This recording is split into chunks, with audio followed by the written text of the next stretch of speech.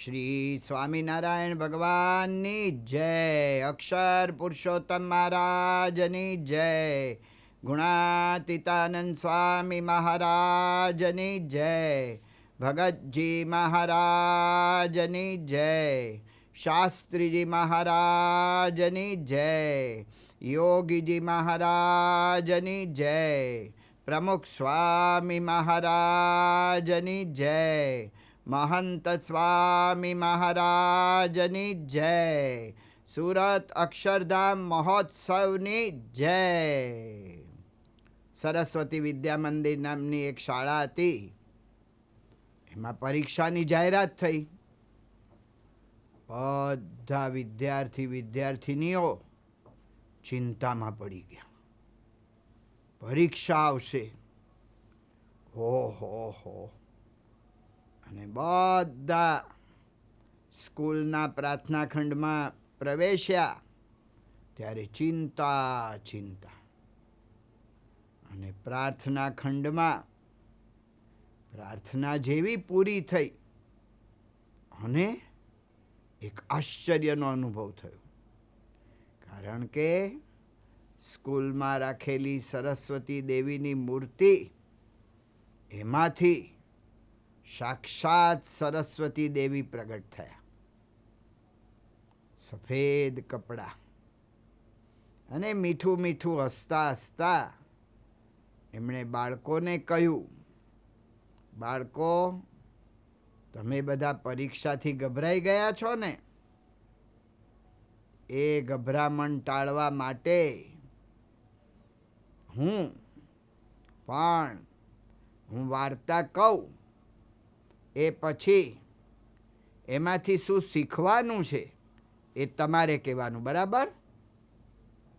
પહેલી વાર્તા. એક ઉંદર હતો. મનીયો એનું નામ. જેમ મનમાં ફાવે એમ કરે.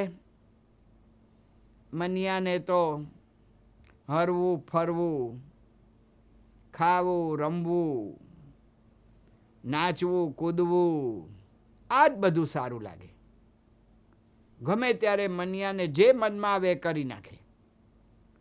એના મમ્મી પપ્પાએ એને સમજાવ્યો, બેટા, જે કાંઈ કરવું એ વિચારીને કરવાનું. પણ મનિયો તો કોઈની વાત માને જ નહીં ને.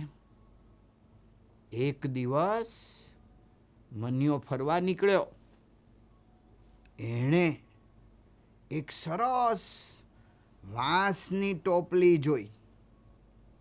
ઓહો, મનિયો તો એની આજુબાજુ ફરવા માંડ્યો.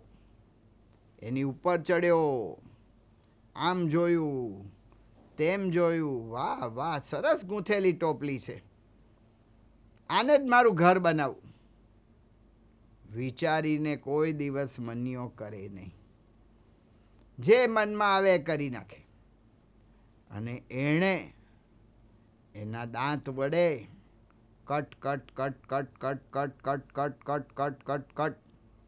વાંસને કાપી નાખ્યો.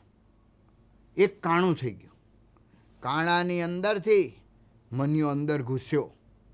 અંદર પીળો, કથ્થાઈ, કાળા રંગના એણે આમ ચકેડા જોયા. ઓહો, આટલી સરસ શોભા! મનિયો તો કૂદ્યો. જેવો કૂદ્યો, ઓહો, બહુ સુંવાળું છે એમ આનંદ કરતો તો મનિયો. અને ત્યાં તો એ કરંડિયામાં ગૂંચળું વાળીને સૂતેલો સાપ ઊભો થયો. સટક! મનિયાને પકડ્યો અને ગટક ગળી ગયો. મનિયો મોજીલો હતો. મોજ કરવામાં તો મનિયાના રામ રમી ગયા. બોલો અક્ષરભાઈ, આમાંથી શું શીખવાનું છે? અક્ષરભાઈ તો હોશિયાર હતા.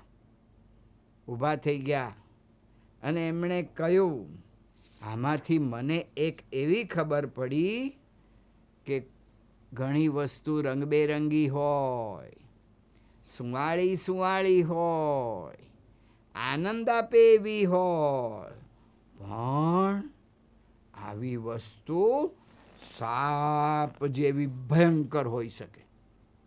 એ આપણને મારી પણ નાખે. જો અમારી વાત કરું તો આ ટીવી, આ મોબાઈલ, આ પબજી, આ રમત ગમત બધું અમને આનંદ આપે છે, પણ આ બધું સાપની જેમ ક્યારે મારી નાખશે એ અમને ખબર નહીં પડે. એટલે અમારે જે કાંઈ કરીએ એ વિચારીને કરવું જોઈએ. જેણે અભ્યાસ સારો કરવો હોય, જેણે પરીક્ષામાં સારા માર્ક્સ લેવા હોય, એણે ટીવીને, મોબાઈલને અને આપણે પબજીને અને રમતગમતને અત્યારે તો અડાય જ નહીં. બધા બાળકોએ તાળીઓના ગડગડાટ વગાડી અક્ષરભાઈની વાતને સમર્થન આપી દીધું.